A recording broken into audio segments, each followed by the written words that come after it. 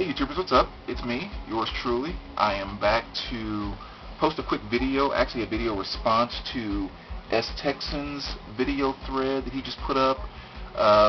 Just kind of 3 or 4 really quick questions that he had, which were really good, and I think it was his first thread too.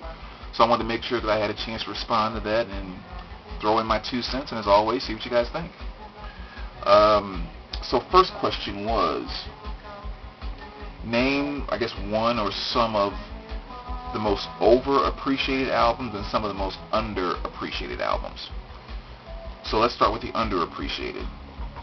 And some of these, from me, you've probably seen in other videos, and I say that because I think a few months ago, I think it was New Wave Girl, did a thread where the question was, what are some albums that are known for one song, but really the entire album is great? And so I showed some of these in there. But anyway, I want to address the question now.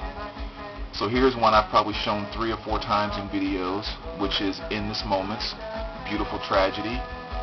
Don't have it on vinyl, so I can only show you the CD. They haven't pressed it on vinyl. But to me, one of the best metal groups to come out in the last 10 years or so. And they just have not, still to this day, have not gotten the credit and recognition they deserve for the type of music they put together. They are an incredible group, and definitely I think that's a very underrated overall group, not to mention this album as well. Next, here's another one I've shown before, which is Sade's Love Deluxe. And again, I say underappreciated in the sense that this album got some credit, for lack of better terms, namely due to a couple of songs that were incorporated inside of some movies, such as No Ordinary Love that was in Indecent Proposal.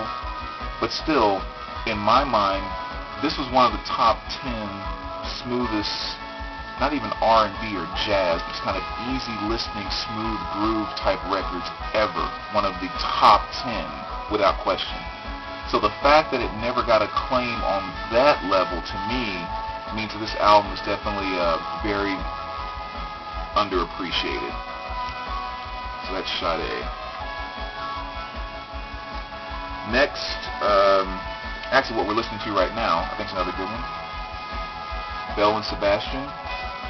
This is the boy with the Arab strap.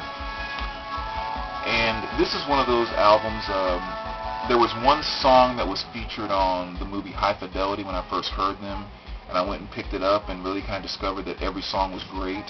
And again, just one that just hasn't gotten a lot of, I guess mainstream recognition, if you will. But I definitely think this is an unappreciated album. The fact that it hasn't, because it's a very, very good album.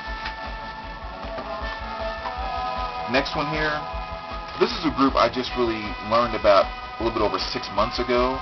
So I really can't say if they're underappreciated because I haven't known them that long or the history of the group.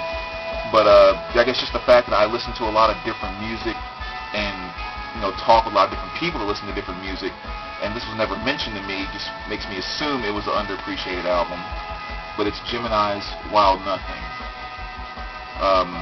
Again, just a very, very, very great album from top to back. With the exception of one track on this album, I think every single song is magnificent. So, again, that's one I would put on my list. Now, this album, I would say, is probably unappreciated in terms of the band's overall catalog. But it's probably one of my top 2 favorite albums by this band, and it is Somewhere in Time by Iron Maiden. This came out in the mid-'80s, like 86 or something like that. And I think it is my favorite Iron Maiden album, but this definitely gets overlooked anytime a discussion about Maiden comes up.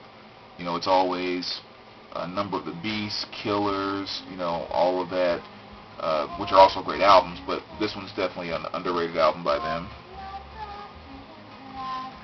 The next one here is kind of on the same lines, what I just mentioned about that Sade.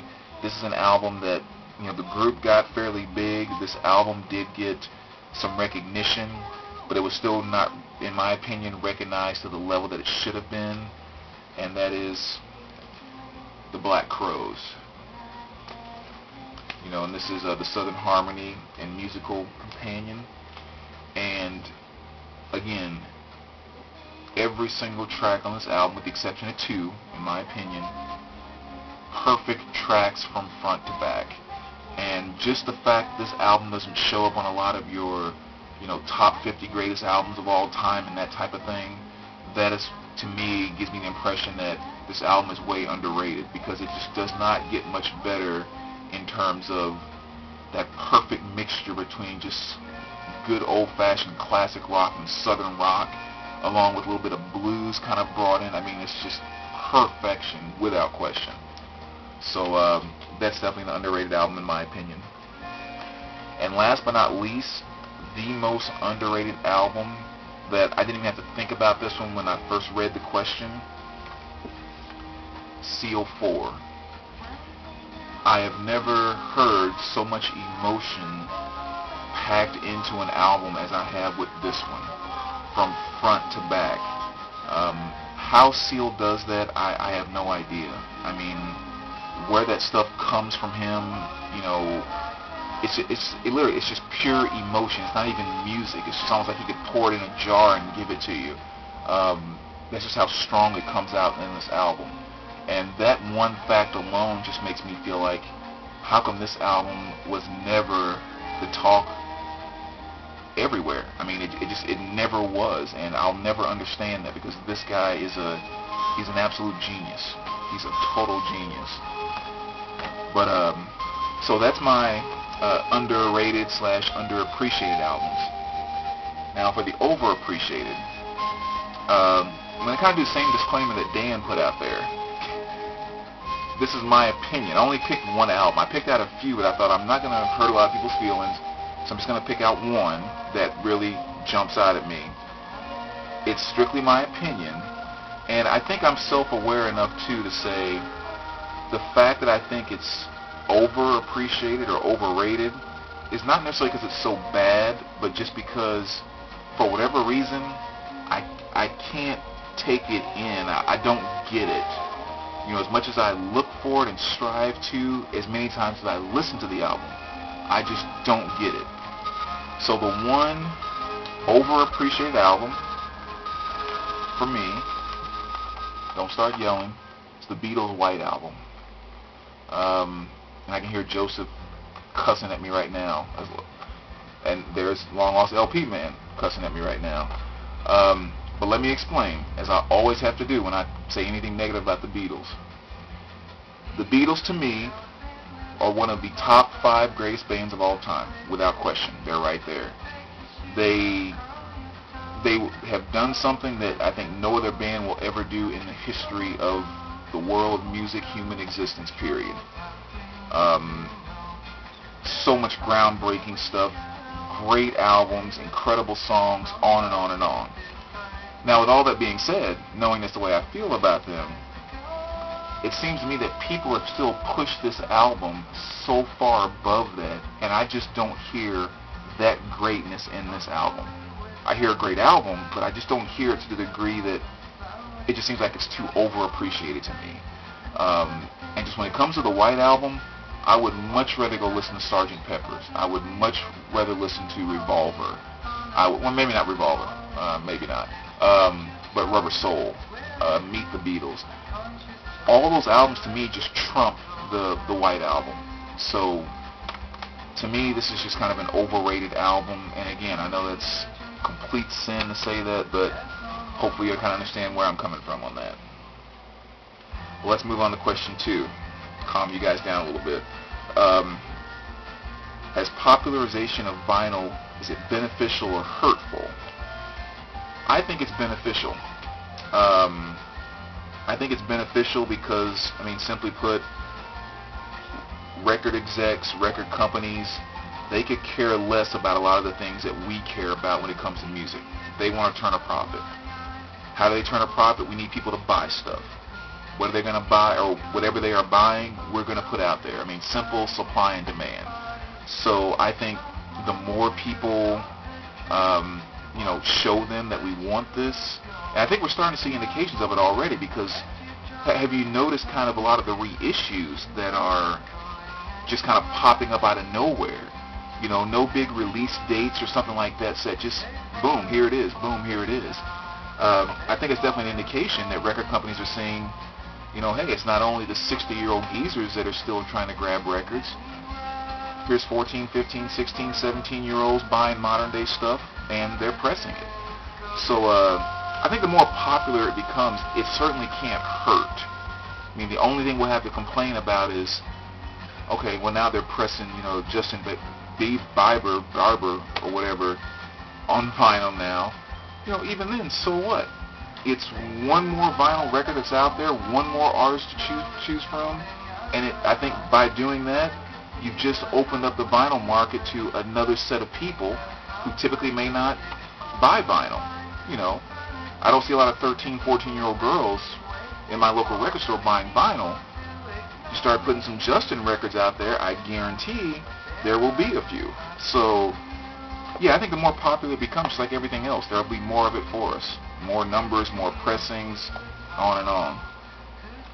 And I guess the second part of that is, what is the future for vinyl over the next 5 to 10 years? I think I kind of see a slow, steady growth with it. I think, kind of like what Dan was mentioning in his video, you'll have some people that jump on as a bandwagon, but then I think for every group that comes on, it's just kind of we buy a few today and we forget about it for the rest of our lives.